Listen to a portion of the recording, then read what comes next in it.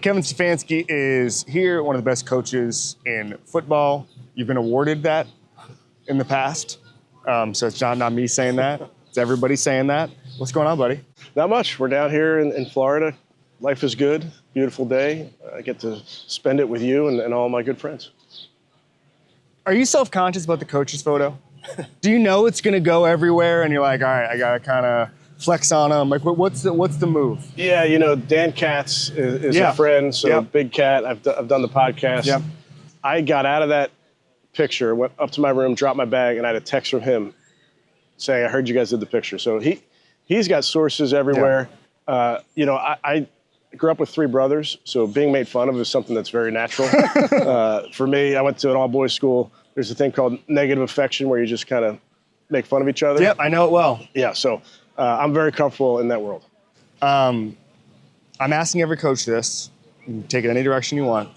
Aside from the obvious, which is personnel, biggest difference between the 2024 Browns and the 2025 Browns will be what?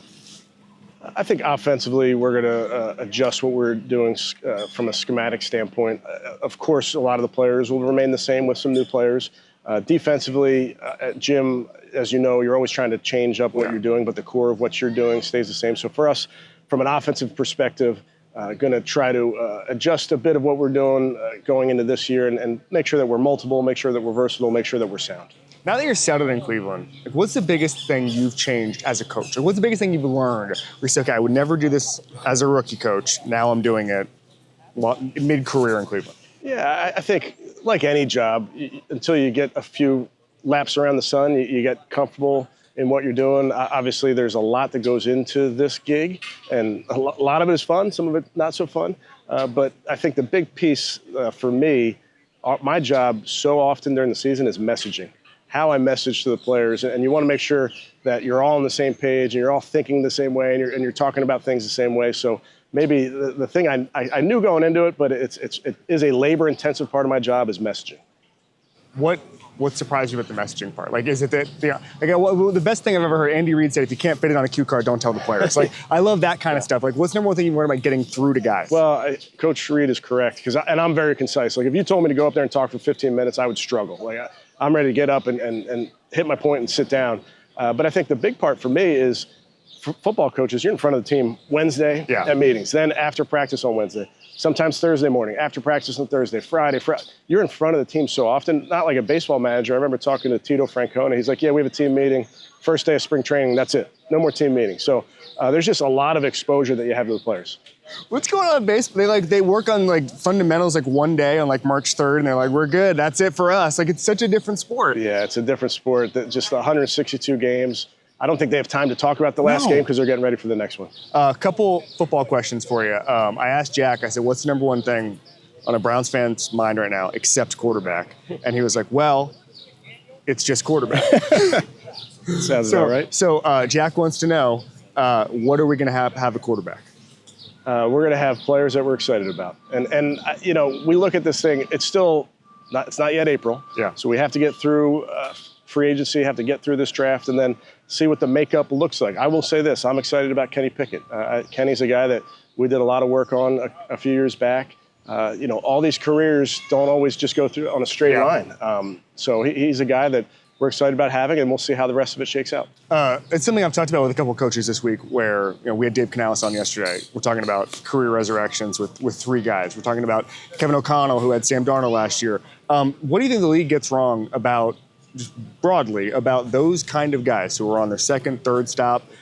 All of a sudden they go a couple places, they're not the priority. Take me through how the league views those guys and how you would kind of change that, in particular with respect to Pickett. Yeah, especially with guys coming out of college. I think the thing that matters is circumstance matters and environment matters. And there are some environments that are just a challenge for young quarterbacks. And sometimes maybe they play a little too soon or they should have sat for a little bit, maybe. So I think it varies. But you think about all these evaluations that we're doing on these quarterbacks, you're not wrong, but you also have to project them into the environment that they're going into the scheme that they're playing in, into the teammates that they're going to have. What defense are they going to have? So a lot of that goes into the success. Who gets the win-loss record attached to their name, the head coach and the quarterback, in a team game? Now, I don't mind it because that's part of the gig, but to put so much of it on the quarterback, I think can be misguided at times. It's interesting. Give me a Brown not enough people talk about nationally. Jerry Jeudy, is Jerry, has he broken Sure. onto the scene? Jerry's a guy that by the end of last year, he was winning one-on-ones versus really good corners. He was making plays across the field explosively. So Jerry's a guy, I hope he's not a secret anymore, but he's a guy that we're excited about. All right, rapid fire. Do something called badasses. Most badass person you've ever been around in football. That could be when you're an assistant. That could be when you're at Penn. Doesn't matter. It could be someone at the Browns, obviously. Yeah. We know what that is. The way I define it when people ask me something, say, alien comes down from space, says, take me to the football player. Take me to the guy who's playing hurt, who's doing whatever it takes to throw the block, whatever. Who are we going with, Kevin Stefanski? I'll go back to my roots as a safety, and I'll go Harrison Smith. I was around Harry at the Vikings. That was Kevin O'Connell's yesterday. Damn, KOC. Harry's a guy that he's so cool. Yeah. Like everything about him is cool. He'll knock the out of you. Can I curse? Yeah. We believe it. And then he's just smart, good guy, still doing it at a high level, which is unbelievable. I played the position, so somebody that I admire. How good were you? Not good. Oh, terrible. Okay. Yeah. So let's make sure we're clear about that. Yes. Harry, unbelievable. Ring of Honor guy. Kevin Stefanski barely cracked the field. Ivy League safety. That's right. Did like Harvard have you in hell? That kind of thing. Were they? Fitzy. Fitzy. Okay. Fitzy was. I know this is hard to believe, but like Fitzy was Mike Vick in the Ivy League. You could not get him on the ground. He's running around making throws. You couldn't tackle him. We got him a few times, but Fitzy was a really good player. Wow. How many times did you go against him? Quite a bit, yeah. Wow. Back then, it was really us and Harvard back then in the Ivies, and Fitzy was awesome. Wow. All right, we do something called one rep back. You get to take any play call from your career back, do it over, do it different, however you want to take it. What are we getting back? Yeah, there's an easy one for me. First game as a head coach, we're at Baltimore, got absolutely throttled, thanks Coach Harbs. And I don't know if it was the first punt, but it was in the first quarter. We faked a punt. Didn't get it. That's the last punt that we faked in my career. That's it. No more. That said, hey, we might get into it this season. Maybe coaches be ready, but establish the fake with this clip right now. That's right. Yeah. Hey, all the special teams coaches. We're playing the long game here. Yeah, we don't have to worry about it. They're sitting back watching this, going, "Oh, this is fine." He's you not never know. But that was a tough feeling in the first game. Thought something was there, and it was not. We can have fun with this one. Or not. We call it rock bottom theater. Was there a moment in your coaching career? We're talking, it's cold, you're losing 42-0. Again, it could be Penn, whatever. Give me the worst game you've ever been a part of at any level. Well, you always think about the losses. Yes. The losses hang with you. Probably the easy one for me, again, going back to Vikings tenure, is our missed field goal versus Seattle, outdoors, -6 degrees. Gopher Stadium. Yeah, Bud Grant comes out midfield before the game with a short sleeve polo. -6 is cold. Yeah. And we're hanging right there, and we didn't get it done at the end, and that one stays with you. I could go to the 2009 NFC Championship game. That one was hard. It's tough. There's losses now. Part of this is that's the beauty of sport. Yeah. You're going to be in the arena. You're going to get your fair share of wins, but you're going to get your fair share of losses as well. Give me something underrated about the city of Cleveland that you learned since being the coach. Food. Yeah. Yeah, there's some outstanding food. Pizza's really, really good. I have some spots that I can hit you offline. But we love getting around town because there's some good food. You're a Pearl Jam fan.